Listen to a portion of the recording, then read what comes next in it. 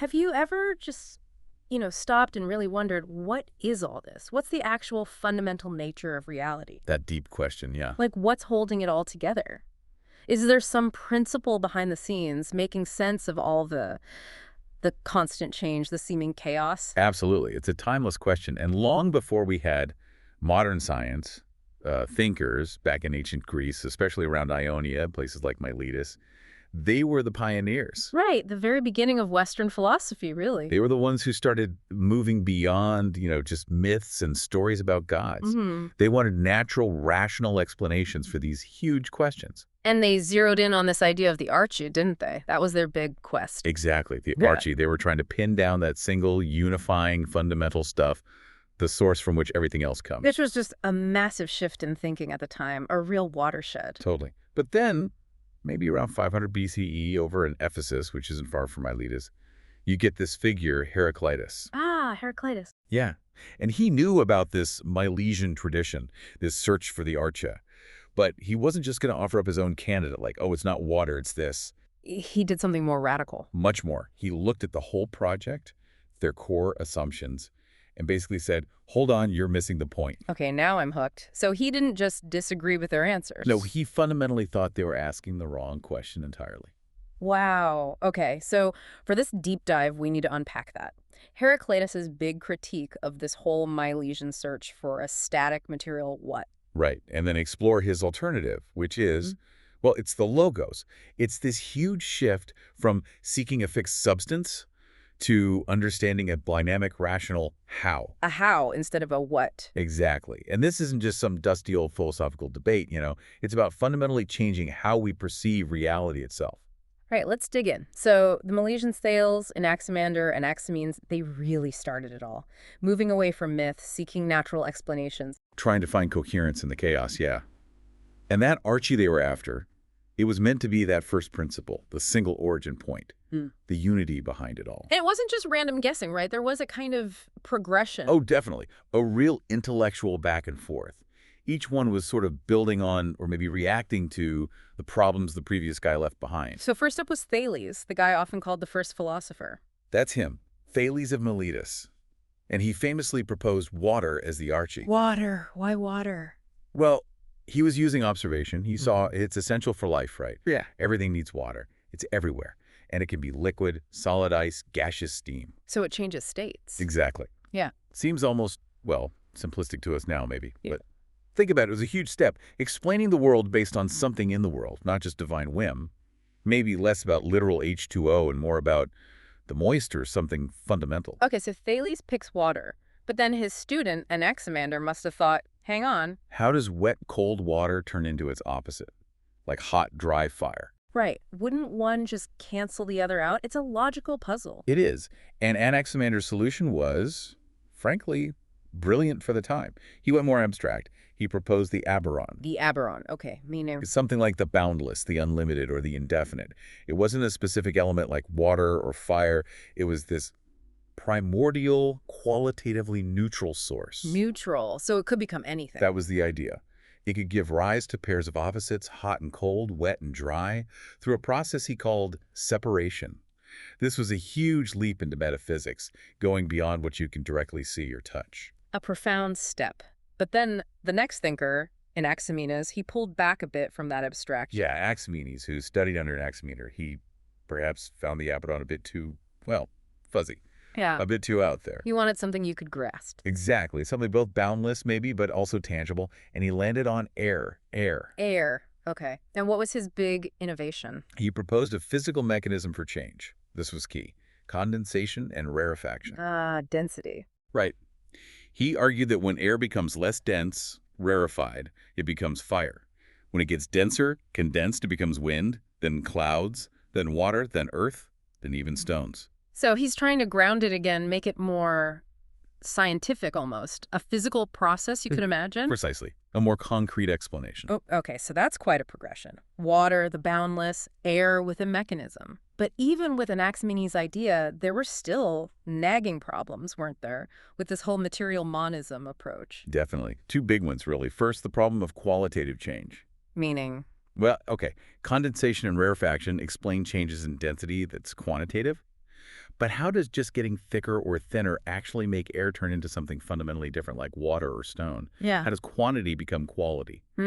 Yeah, that jump seems tricky. It is. The chasm between the one and the many, as it's sometimes called. How do you really convincingly get all this diversity from one single starting stuff? They never quite bridge that gap. And the second problem, you said two. The treatment of opposites. Remember Anaximander seeing the opposites sort of encroaching on each other? Like summer's heat overpowering winter's cold. He called it injustice, right? Yeah, adikia. Yeah. And the apron had to step in and restore balance, like a cosmic referee. So they saw balance and rest as the default state? That seems to be the underlying assumption. Equilibrium was the natural good state. Conflict, strife between opposites, that was a temporary problem, an imbalance needing correction. It's an ontology of stasis, fundamentally. Being is primary, change or becoming is secondary and problematic. Okay, so that sets the stage perfectly for Heraclitus. He sees these guys struggling with change, struggling with opposites. And he basically says you're struggling because your whole starting point is wrong. They were looking for a stable material thing. Heraclitus flips it completely. Oh. He declares that reality isn't fundamentally static being. It is dynamic becoming. Change isn't the problem. Change is the reality. The famous panta rhei, everything flows. Exactly. That sums it up. And think about his river fragments. You know, you cannot step twice into the same stream. Because the water is constantly changing. Right. And the more complex version, we do not step into the same rivers. We are and we are not. Whoa, what does that add? It highlights that the river's identity is the flow. It's not the specific water particles. Its stability, its being a river, comes from the constant change. So stability is an emergent pattern from flux. You got it. For the Milesians, change happened to the archē. For Heraclitus, the orderly process of change is the archē. It's fundamental. And he even applied this to us, to human identity. Yeah, we are and we are not. We're also Yeah. processes, constantly changing, physically and mentally. We aren't fixed entities, but flows of becoming. That's a very different way of looking at things. It really is. And then look at his choice for a central element. Oh, Fire. right. Not water, not air, but fire. The least stable thing imaginable. Exactly. While the Milesians picked relatively stable stuff, Heraclitus picks the element that is change. Fire isn't really a thing so much as an event, a process. It exists only by consuming and transforming its fuel, pure activity. So when he says the world order is an ever-living fire, kindling in measures and being quenched in measures. He's not saying the universe is literally a giant bonfire. He's using fire as the ultimate symbol for the cosmos itself. A dynamic, self-regulating, eternal process of transformation. It's always changing, but according to measures, according to a pattern. Like a controlled burn, almost. Kind of. And he also compared fire to gold. All things are in exchange for fire, and fire for all things, as goods for gold and gold for goods. So fire is like the universal currency, the standard governing transformations. That's a great way to put it. It's the measure, the constant in the change. So you see, he adopts the form of the Milesians, proposing a primary element, but uses it to deliver a completely opposite message about process and change. It's quite clever, really. Okay, so reality is flux, symbolized by fire. What about those troublesome opposites that bothered the Milesians? This is maybe his most brilliant move. He takes their biggest headache and turns it into his core explanatory principle. Ow. He argues that opposites aren't actually opposites in the sense of being mutually exclusive enemies.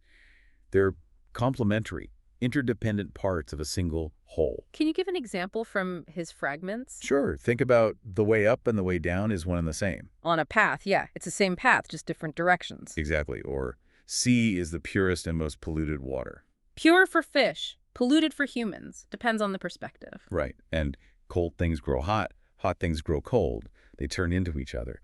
And think about this.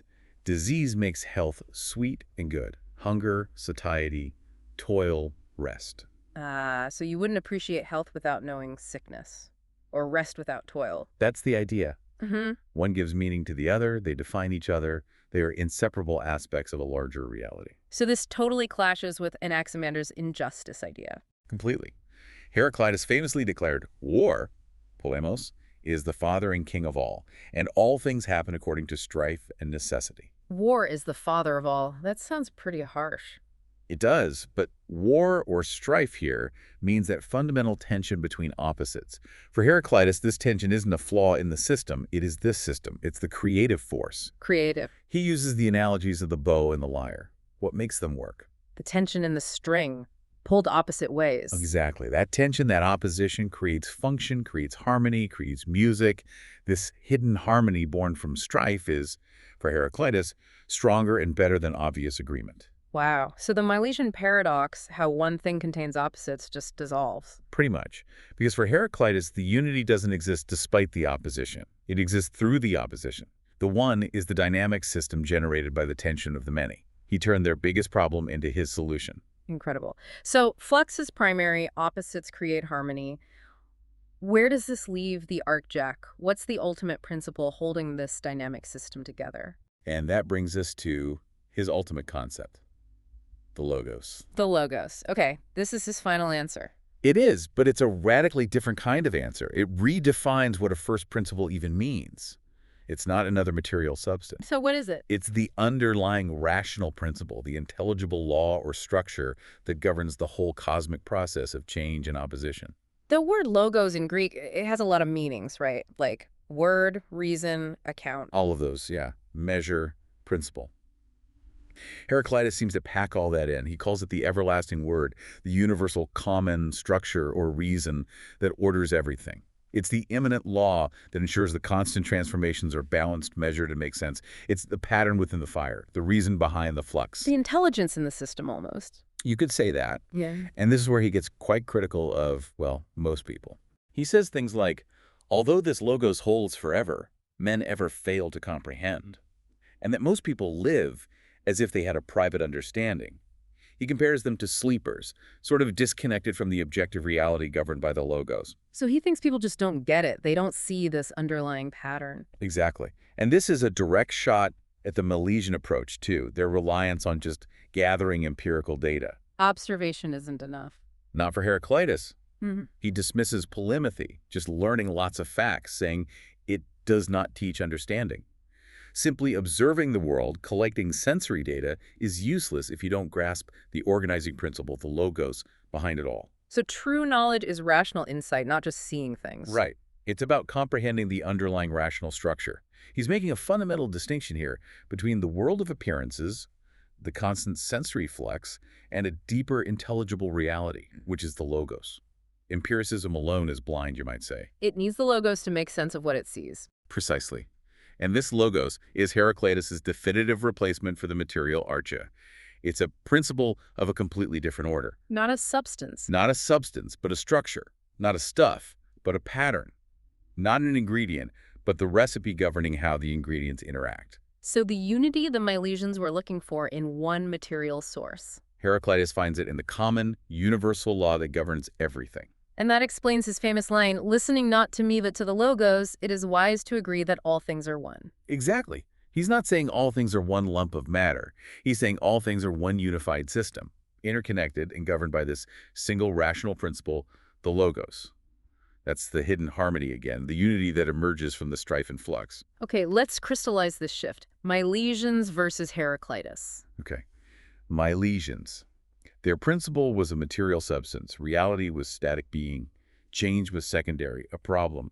Opposites were a problem needing regulation. Unity was material. Knowledge came via observation. And Heraclitus. His principle. Yeah. The logos, a rational law of process.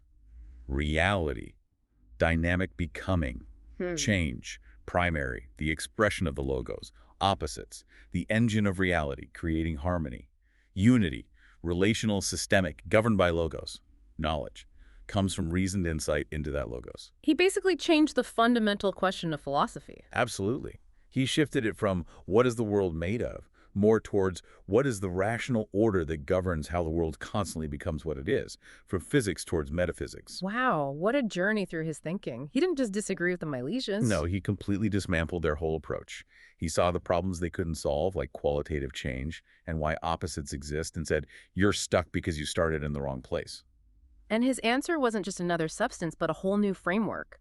Dynamic becoming, not static being. Strife, polemos, as the creative force. not an injustice. Right, and this idea of an intelligible rational order, the logos hidden behind the flux of appearances, that was hugely influential. You can see echoes later on. Oh, absolutely. Think of Plato's whole distinction between the messy, changing world we see and the perfect, unchanging world of forms or ideas. And the Stoics, later, explicitly picked up the term logos and made it central, the divine reason or soul pervading and governing the universe. Heraclitus really set the stage for a lot of that.